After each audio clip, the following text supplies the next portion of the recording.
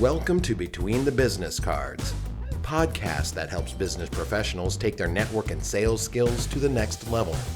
And now, here are your hosts, Martina Niemeyer and Brandon Souba. Hello, everybody, and welcome to Between the Business Cards. I'm Brandon Souba with Valley Construction. And I'm Martina Niemeyer with Centersphere. And we're here to give you tips and tricks and just kind of help you in your networking journey, be it if you're in a networking group, if you're going to networking events, or even sales. I talk a little bit about some sales stuff since that's what I've been doing for a long time. And so we hope that you're enjoying these podcasts as we've kind of been on the journey of pushing these out weekly for you, because I've enjoyed it. I have too. I think that we've had a lot of really good discussions, and I think that there's a lot of good stuff out there that people are able to apply, like you said, both to networking and to sales, just because there's a lot of crossover in those two things, I guess. Yeah, very much so. Yeah. Very much so. So today we felt it was kind of a good time sensitive, to touch on a topic that can be sensitive, and we want to keep it a little general. I'm gonna just kind of go straight at it at the end there. Sure. and just be blunt, but we want to talk about politics and networking. Both Martina and I, as we were talking about this episode, have dealt with something directly, be it in a one-to-one setting, in a group setting, and it's a huge way to lose credibility. Sure. With your whole chapter, or even just with the person that you had coffee with. And so we thought, especially with the election coming around here pretty soon, that this would be a great time to address it. And one thing we will reiterate is, this is not something you want to address when it happens. You want to address this ahead of time, but we will talk more about that. Right, which is why we're trying to time this out. We know about when this one will hit, and we also know when the next round of things in our country happens. And so we also know that those things are constantly, there. Yep. They're always sitting in the background, especially in the political climate that we've been in for the last, probably 20 years. And so with that all being said, we'd like to jump right into it on how that can be beneficial to keep it out of your conversations. Yes. So the first topic is relationship versus reliability. And what we mean by that is, you have a relationship with pretty much everyone in your group or the people that you see at networking events. Just, you have built friendships and relationships within the networking world. And some of those relationships are your reliable go-to referrals. If someone needs this, it's no questions asked. Martina is the person I refer for that. Mm-hmm. So we roll. So we want you to think about this. What's more important, the relationship or the reliability of the person? Mm-hmm. Because sometimes you may not fully agree with, we'll use political views in this scenario, right? So maybe you don't agree on the political side, but as far as the reliability goes, they are a go-to standard of someone you can refer to. Would you not refer them because you found out that they have this political view, or they believe in this, or they've talked about this in the meeting? Is that going to hinder you sending them to a client because you know they're going to do an amazing job with the client? They've done amazing jobs for you in the past. Where is that line to be drawn? Well, and I think that it's always really good to keep it out of what you're talking about, but if you do hear about it, to kind of check yourself, mm-hmm. right, on if it was reversed.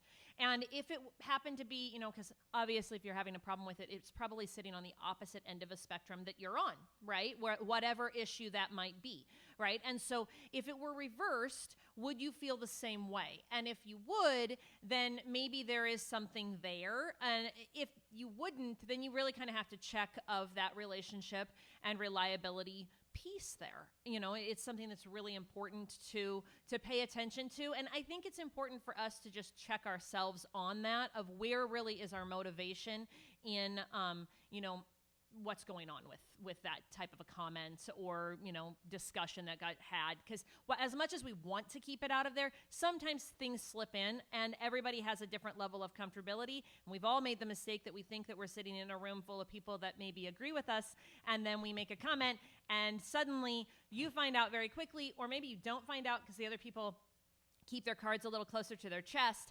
and you don't find out, but you did accidentally just offend some people, mm-hmm. or create some questions in people's minds, things like that. So I'm not saying you have to avoid all these things, but like I said, I'm going to be blunt at the end of this. There are things we know that can offend or can cause controversy, and you can have your beliefs.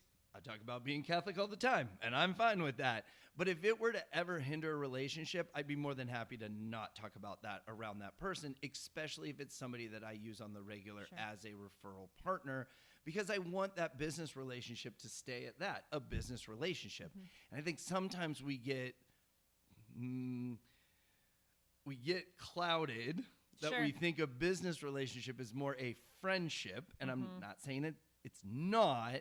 But if it started as a business relationship, that's where it should really stay if you're doing business consistently with this person. Otherwise, you have the opportunity to lose that credibility, or they lose that credibility with you. And now it's not about the reliability, it's about the relationship. And that may be hindering the referrals that you're sending. Which is really what you'll hear us draw back to on every single time that we talk about any of this is you expressing that view, whatever it might be, worth losing your credibility over. And we're not even necessarily just talking about losing referrals. We're talking about the credibility piece. Is it worth you losing that credibility simply because you wanted to make a statement at a particular moment about what it is that you believe on a topic? Yeah. Now, it's going to happen. It's going to happen. We're humans. We say things. We're in a public space, or you're talking publicly, I guess. So one recommendation is, as a group, set your expectations with your group. And don't set them when something happens, because now you're deliberately focused on either a person or a situation, and that's going to reflect on the person that's maybe going through it. Well, and everybody knows what you're talking about at 100%. that point in time. And so maybe you have had concerns for a little while within your chapter. Maybe it's something that you have noticed is starting to creep in, and you're like, okay, we need to be having these conversations sooner rather than later, because it's a good thing to do. Also, when you set the expectation, and I talk a lot to my leaders about this, but not everybody sits in my leadership trainings, and not everybody gets to hear this from me, but when you set your expectations early, it allows you the opportunity to circle back when you need to address something. So if I say, hey, Brandon, we're not going to talk about, well, not Brandon, right? But like, hey, whole group of people, because you shouldn't single people out, right? Okay, so, sorry.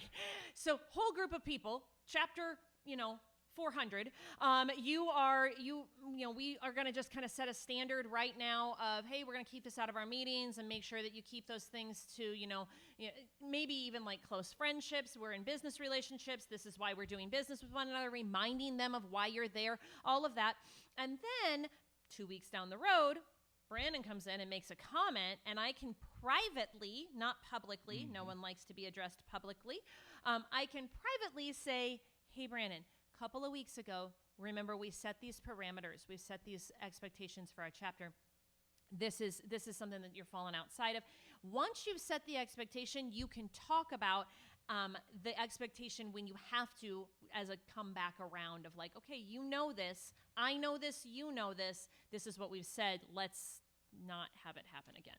It's much easier to hold someone accountable when the whole group has agreed that we are going to stay to this standard, because then you're not singling people out. You're not coming in the one unique, well, everyone else says it, but since you said it, now we're, and that's why we recommend you do this when it's not an issue, when it's not a topic. And think about it, when you have what the preliminaries are coming up, or even the big presidential election, when things are coming up, again, touch on it before the ads start showing up. Although I feel sometimes those just run. I think they're just year round anyways, right? But you're not going to have a chapter that all sides one way or all sides the other way. And even if you do, you don't know what a guest might feel. You have no idea how that might be taken. And we all have, it's a spectrum for a reason, right? So it's not like there's you're either this or that. I mean, a lot of times it looks like that's what we're trying to be painted into, but a lot of times you might feel one way about one topic and another way about another topic, and you don't know where that line is for everybody else. And so setting the expectations early to not really have those conversations takes that off of leadership's shoulders. Also, it makes it easier because people have clarity on what is expected. They understand the purpose for why you are meeting, and you can circle back as leadership if need be, which makes those conversations actually easier for you in the future. Wonderful. So can I go to rule of thumb? Sure. I feel we touched on the fourth topic. I think so. Just kind of, it was talking about referring. Who are you referring? Why are you referring? And I think we've touched on that. Yeah. I mean, you're referring people in your chapter because they're good at what they do. And that should always be the marker. It should be, this person is exceptional at what they do. I know they're going to take care of my referral really, really well. And that really is what you circle back to every single time. Yeah. So here's the rule of thumb. Politics, religion, and sex. Those are three things to avoid in public settings. And I'll go back to what we've said a million times. You don't know who's in the room. And is it worth losing a business opportunity to touch on any of those points that I just said? Right? Is it worth it? My answer is no. My answer is no as well. I think there's plenty of rooms and plenty of spaces you can have those conversations in.